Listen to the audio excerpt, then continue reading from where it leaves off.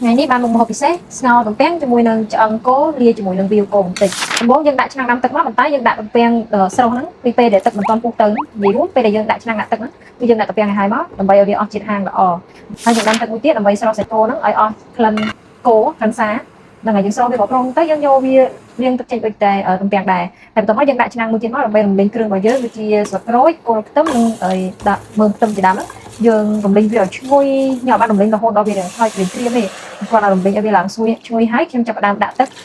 ចាប់ផ្ដើមដាក់ទឹកឲ្យពុះទៅហើយខ្ញុំដាក់សាច់ដែលខ្ញុំបានស្រុះហើយចូលតើពេលយើងទឹកយើងចាប់ផ្ដើមពុះហើយយើងបន្ថែមរសជាតិទៅអ្នកខ្លះគាត់ចូលចិត្តដាក់ទឹកត្រីដាក់អីក៏គាត់ដាក់ដែរប៉ុន្តែខ្ញុំដាក់តែម្សៅស៊ុបហើយមានតែនិយាយទៅមានតែអំបិលម្សៅស៊ុបឯងដែលខ្ញុំបានដាក់អញ្ចឹងណាម្សៅស៊ុបខ្នុរអញ្ចឹងវាមានសារធាតុវាមានជីវជាតិគ្រប់គ្រាន់ក្នុងនឹងខ្ញុំគិតថាអញ្ចឹងណាព្រោះជាទូទៅខ្ញុំដាក់តែប៉ុណ្្នឹងទៅខ្ញុំលក់ទៅរសជាតិវាឆ្ងាញ់ល្មមអត់មានចាំបាច់ត្រូវដាក់ប៊ីចេងទេព្រោះក្នុងម្សៅស៊ុបខ្នុរហ្នឹងខ្ញុំគិតថាវាមានជាតិប៊ីចេងច្រើនហើយក្នុងហ្នឹងបន្ទាប់ពីហ្នឹងមកយើងក៏ទឹកពុះទៅយើងបង់ទំពាំងទៅយើងរងាស់វារហូតដល់សាច់យើងផុយទៅយើងបន្ថែមជីស្លឹកវែងហើយនិងស្លឹកខ្ទឹម